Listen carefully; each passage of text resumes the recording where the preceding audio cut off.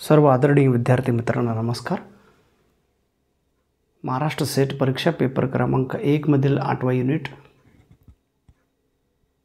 ICT ह्याच्या अंतर्गत येणारा जो सब टॉपिक आहे digital initiative in higher education, ह्याच्यामध्ये येणारा एक नवीन कन्सेप्ट आहे. त्याला म्हणतात आपण जे डिजिटल इनिशिएटिव्ह सुरू झालेले त्याच्याबद्दल आपण चर्चा करीत आहोत.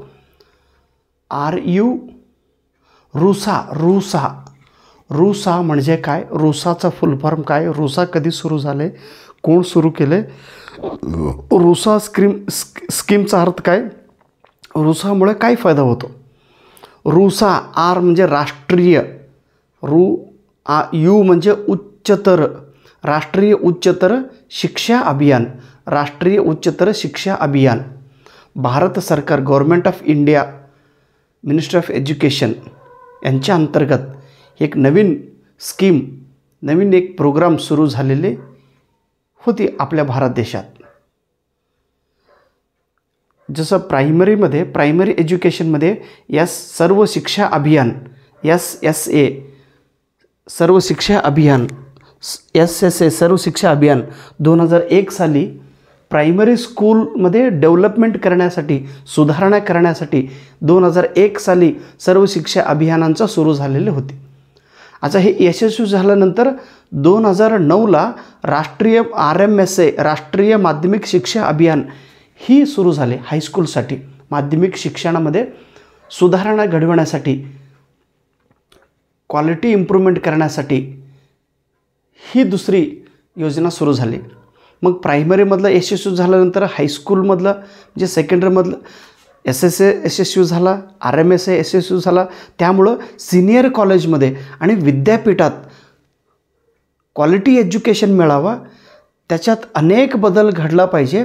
आणि विशेष म्हणून सेंट्रल गव्हर्नमेंटकडून विद्यापीठांना आणि हायर एज्युकेशन इन्स्टिट्यूशन्सना फंडिंग देण्याचं कामं, पैसा देण्याचं कामं सुधारणा करण्यासाठी, इन्स्टिट्यूशन्स म्हणजे विद्यापीठात आणि कॉलेजेसमध्ये अनेक सुधारणा घडविण्यासाठी केंद्र सरकारने आर्थिक मदत केले, फंडिंग दिलेत, पैसे दिलेत.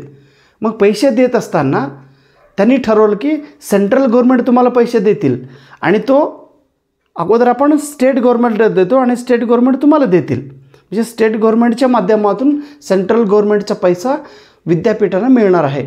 मग त्याच्याच काय स्कीम आहे, 60% केंद्र सरकार देणार आणि 40% स्टेट गव्हर्नमेंट. 60% केंद्र सरकार सेंट्रल गव्हर्नमेंट आणि 40% स्टेट गव्हर्नमेंट. आता 100 रुपये जर विद्यापीठाला द्यायचं असेल तर 60 रुपये केंद्र सरकार देतील आणि 40 रुपये राज्य सरकार देतील, स्टेट गव्हर्नमेंट. दोन्ही मिळून 100 रुपये आणि तो 100 रुपये विद्यापीठाला द्यायचं की बाबा तुम्ही सुधारणा करा विद्यापीठात. कॉलेजला द्यायचं, कॉलेजमध्ये सुधारणा करण्यासाठी. मग ही नियम फक्त ही नियमामध्ये थोडा बदल केला त्यांनी.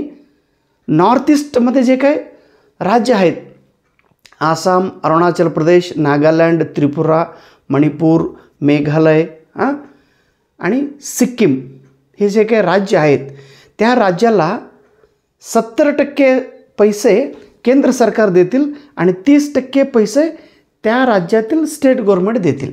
अशी तरतूद, अशी नियम त्यांनी केलेले आहेत. मग 2013 पासून रुसा ही योजना सुरू झालेली आहे गव्हर्नमेंट ऑफ इंडियाच्या अंतर्गत आणि हे पूर्ण सेंट्रल स्पॉन्सर्ड स्कीम आहे. मग 12वा जो 5 इयर प्लॅनिंग होता, पंचवार्षिक योजना आपण म्हणतो ना, 12व्या पंचवार्षिक योजनेमध्ये रुसा प्लॅनिंगबद्दल सांगितलेलं आहे. 2017पर्यंत जेव्हा हे 12वा पंचवार्षिक योजना संपत येईल त्यावेळी कॉलेजेसमध्ये 32% ग्रॉस एनरोलमेंट व्हायला पाहिजे. म्हणजे 32% विद्यार्थ्यांचा ॲडमिशन वाढवणं गरजेचं आहे, लक्षात ठेवा.